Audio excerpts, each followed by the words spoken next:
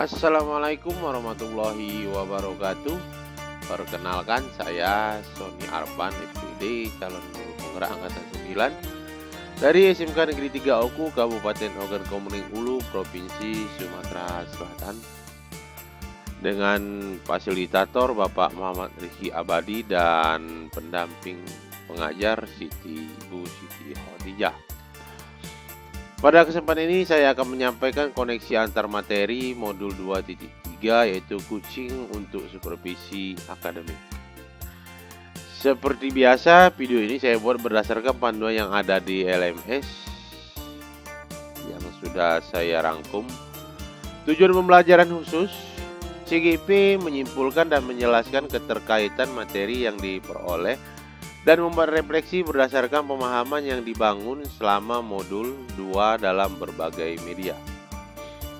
Cuman modul 2 itu. Pertanyaan pertama, bagaimana peran Anda sebagai seorang coach di sekolah dan keterkaitannya dengan materi sebelumnya di paket modul 2 yaitu pembelajaran berdiferensiasi dan pembelajaran sosial dan emosi. Ki Hajar Dewantara menekankan bahwa tujuan pendidikan itu menuntun tumbuhnya kodrat anak sehingga dapat memperbaiki lakunya.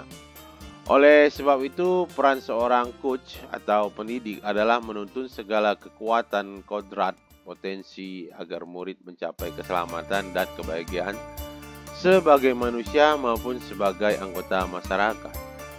Kucing dalam dunia pendidikan sangat sejalan dengan filosofi Ki Hajar Dewantara.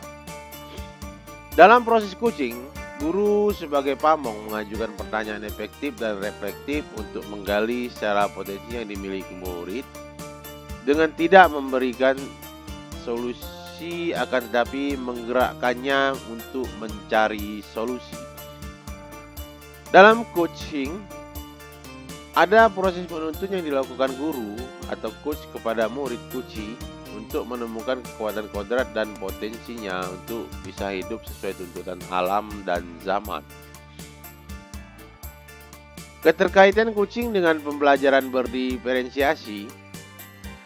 Pembelajaran berdiferensiasi adalah pembelajaran yang mengakomodir kebutuhan murid.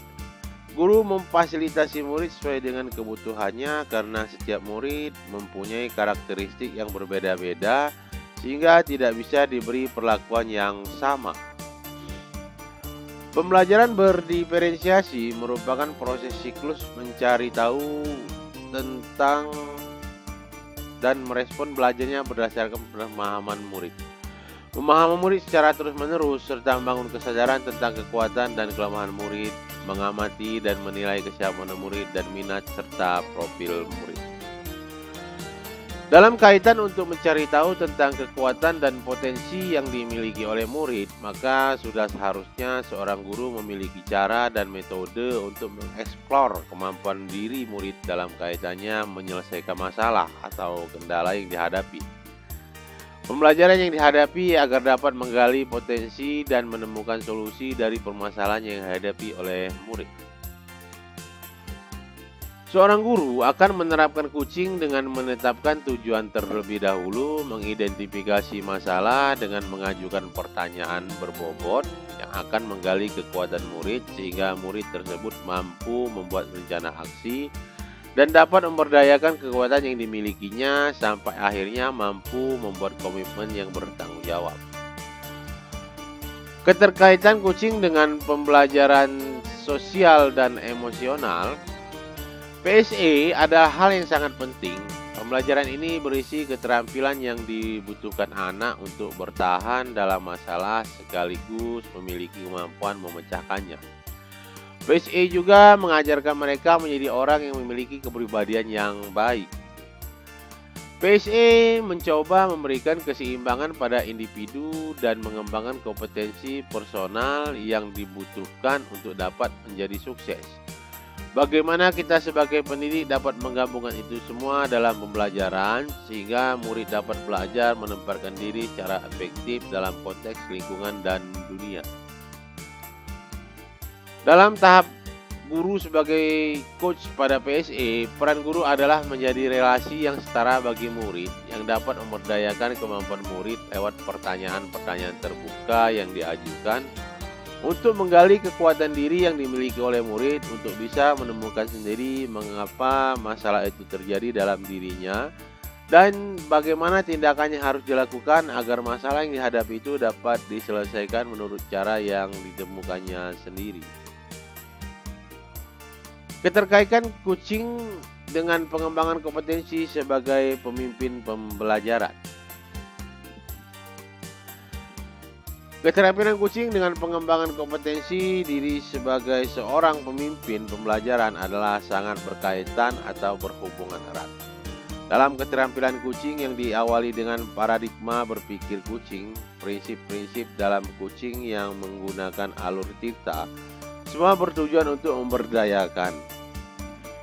Sebagai seorang pemimpin pembelajaran untuk mengembangkan kompetensi dirinya, maka keterampilan coaching sangat perlu untuk dimiliki dan diterapkan.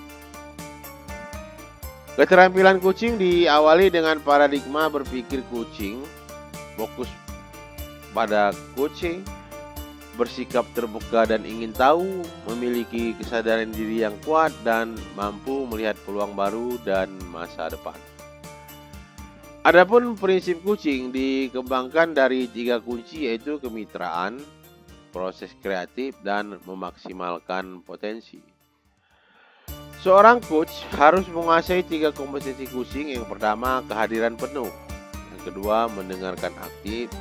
Dan yang ketiga, mengajukan pertanyaan berbobot. Dalam berinteraksi dengan teman sejawat atau siapa saja, kita dapat menggunakan ketiga prinsip coaching tersebut dalam rangka memberdayakan orang yang sedang kita ajak berinteraksi. Ada 3 hal yang bisa menghambat dalam kompetensi yang mendengarkan aktif: asumsi, memberi tanggapan tertentu, merabel atau judgement, dan yang ketiga, asosiasi atau mengaitkan dengan pengalaman pribadi.